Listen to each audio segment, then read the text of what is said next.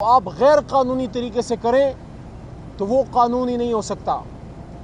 ایک تو آپ کا انٹینشن، آپ کی نیت ٹھیک نہیں تھی، بدنیتی پہ مبنی تھا سارا قصہ، اور دوسرا بہت بڑے آئینی سقم ہیں ابھی، جس کی وجہ سے کوئی آئینی ترمیم ابھی آپ پاس کر ہی نہیں سکتے۔ پہلے جو طریقہ کار اپنایا گیا اس پہ بات کرتے ہیں۔ پاکستان تحریک انصاف، عمران خان صاحب، ہم کسی بھی ایسے آئینی ترامیم کے لیے تیار نہیں ہیں جس کا مقصد صرف اور صرف جوڈیشری کو نقصان پہنچانا ہو، جس کا مقصد صرف یہ ہے کہ پاکستان کے تمام اداروں میں سے سب اداروں کو کنٹرول کر لیا گیا ہے سوائے جوڈیشری کے، اور جوڈیشری سے، عدلیہ سے ان کے غلط کاموں کی رد آ رہی ہے۔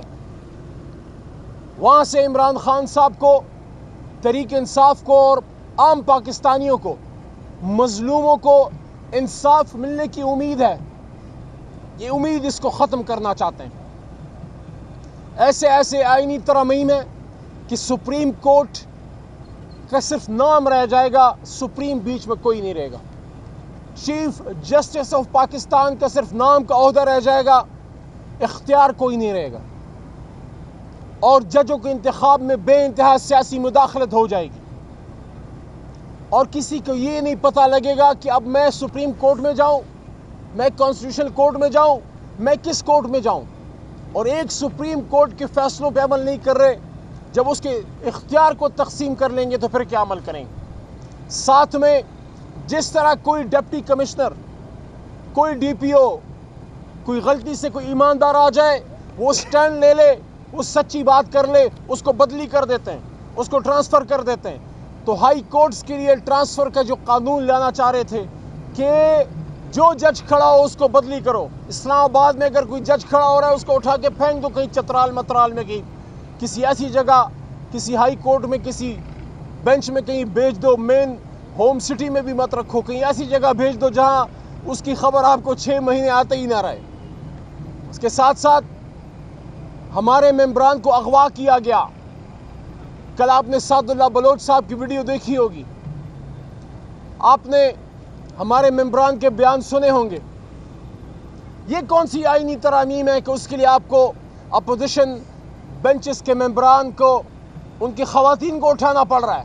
اور یہ تو میں برملا کہتا ہوں کہ وہ نوکری جس میں آپ کو ایکسٹینشن کسی کی گھر کی خواتین کو اٹھوا کے ملے، اس نوکری سے بہتر تو موت ہے۔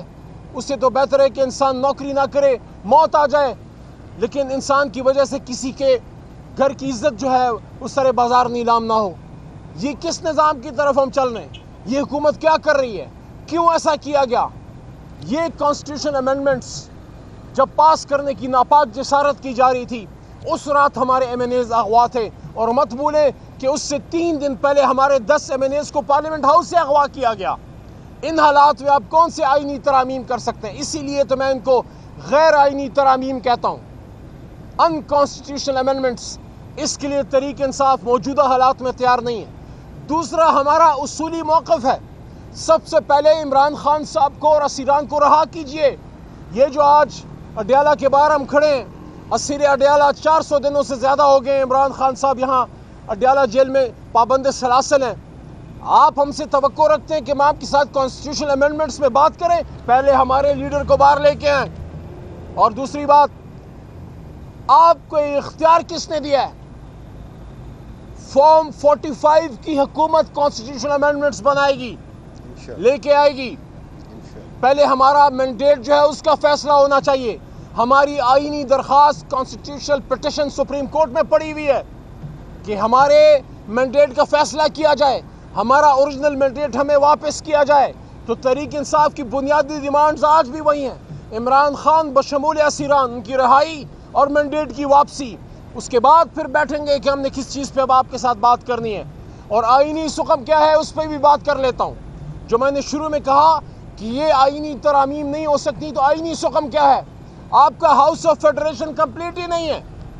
آپ سینٹ آف پاکستان سے اگر آئینی ترامیم پاس کرنا چاہتے ہیں تو وہاں پہ تو خیبر پختونخوا کی نمائندگی نہیں ہے، آپ نے تو الیکشن ہی نہیں کرایا، ہاؤس کمپلیٹ نہیں ہے۔ انکمپلیٹ ہاؤس سے، غیر مکمل ایوان سے آپ کیسے آئینی ترامیم پاس کر سکتے ہیں؟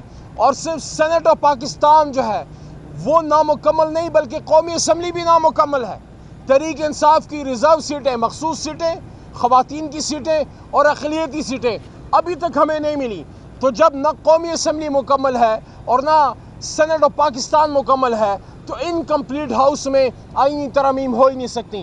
اللہ تعالیٰ کا کرم ہے، اللہ نے تحریک انصاف کو مضبوط رکھا، ہمارے ممبران مشکل حالات میں کھڑے رہے، مضبوط رہے۔ میں ان کو سلام پیش کرتا ہوں اور میں شکریہ ادا کرتا ہوں تحریک انصاف کے تمام ہمارے لاکھوں کروڑوں ووٹر سپورٹر ورکر کو، جنہوں نے ہمیں سپورٹ بھی کیا اور جن کا پریشر بھی تھا پیچھے کہ عمران خان اگر جیل میں ہے تو کوئی یہ نہ سمجھے اس کے ووٹ کا محافظ اس کا ورکر ہے، کوئی پارلیمنٹیرین سوچ بھی نہیں سکتا۔ سب عمران خان کے ساتھ ڈٹے ہوئے کھڑے، لیکن اگر خدا نہ خواستہ کسی کے دل میں نیت میں فطور بھی آئے تو یہ ذہن میں اس کے ہے کہ پیچھے کارکن پھر نہیں چھوڑے گا، حلقے میں کیسے جاؤں گا، حلقے میں کس طرح واپس اپنے ڈیرے پہ جاؤں گا، کیونکہ یہ ووٹ تو عمران خان کی امانت تھی، یہ میرا ووٹ تو نہیں تھا۔ یہ تو کارکن گلی گلی کریا پھرا اور عمران خان کے نام پہ ووٹ لے کے آیا اور زید بکر عمر کو جتا کے پارلیمان میں بھیج دیا، یہ تمہارا ووٹ تھوڑی ہے۔ تو اس وجہ سے یہ جو پچھلا ہفتہ 10 دن گزرے میں سمجھتا ہوں امتحان کے تھے، لیکن اللہ نے ہمیں سرخرو کیا ہے، لیکن ہم نے آرام سے نہیں بیٹھنا، کیونکہ چور چوری سے جائے لیکن سینہ زوری سے بھی نہیں جاتا اور باقی کاموں سے بھی جائے وہ نہیں جاتا، ہیرا پھیری سے تو بالکل نہیں جاتا۔ تو یہ لوگ باز نہیں آئیں گے، یہ اپنی اس حرکت کی طرف دوبارہ آئیں گے، لیکن ہم نے بھی انشاءاللہ چست اور ہم نے بالکل بیدار رہنا ہے۔ اور یہ بھی بتا دیں کہ نون لیگ سے تو کوئی توقع نہیں تھی، لیکن پیپلز پارٹی کا کردار اس میں بڑا سوالیہ نشان ہے، خاص کر بلاول صاحب کا، جو بڑا کلیم کرتے ہیں کہ ان کے نانا نے آئین بنایا۔ افسوس کی بات ہے بلاول صاحب، آپ کے نانا نے پاکستانی پارلیمنٹیرینز کے ساتھ، مفتی محمود صاحب کے ساتھ یا ولی خان صاحب کے ساتھ یا اس وقت کی لیڈرشپ کے ساتھ مل کے آئین بنایا، اور ان کا نواسا رات کے اندھیرے میں اس آئین میں نقب زنی کر رہا تھا۔ کسی سے توقع نہیں تھی کہ پیپلز پارٹی جو ہے وہ ان کے ساتھ مل کے اس آئین کا حلیہ بگاڑنے کی یہ کوشش کرے گی۔ آپ ہمیں بتائیے بلاول صاحب، آپ کس طرح اپنے نانا ذوالفقار بھٹو کو فیس کریں گے اگر آپ یہ آئینی ترامیم پاس کروا دیتے؟ بہرحال ہمارے حوصلے بلند ہیں اور انشاءاللہ ہم اپنے آئین کی بھی حفاظت کریں گے، اپنی جوڈیشری کے ساتھ بھی مضبوط کھڑے ہیں، اور آپ دیکھ لیں گے انشاءاللہ یہ جو لاہور میں ہمارا جلسہ ہونے جا رہا ہے، لاہور میں جو ہمارے انشاءاللہ پاکستانی لاہوری اور پورے ملک سے پاکستانی آ رہے ہیں ایک پرامن جلسے کے لیے، انشاءاللہ وہاں آپ کو اس کے بارے میں مزید تفصیلی باتیں بھی ہم کریں گے۔ لیکن یہ دوبارہ کہنا چاہتے ہیں لاہور کا جلسہ بھی ہمارا حق ہے اور یہ تحریک انصاف کا حق ہے کہ اس کا لیڈر باہر آئے اور اس کو اس کا مینڈیٹ واپس دیا جائے۔ اس طرح کی غیر آئینی ترامیم کر کے آپ نہ تو اپنے اقتدار کو دوام دے سکتے ہیں، نہ کسی شخص کو کسی عہدے پہ مزید آپ طوالت دے سکتے ہیں، اس کے لیے قوم تیار نہیں ہے، اور نہ یہ کوئی کرنے والا کام ہے۔ آئین پاکستان کو اس طرح تباہ و برباد نہیں ہونے دیں گے، جوڈیشری کو اس طرح کمزور نہیں ہونے دیں گے۔ انشاءاللہ اپنی جوڈیشری کے ساتھ، اپنے آئین کے ساتھ پاکستان تحریک انصاف، ہمارا ہر ورکر، ہر ووٹر، ہر سپورٹر مضبوط کھڑا ہے۔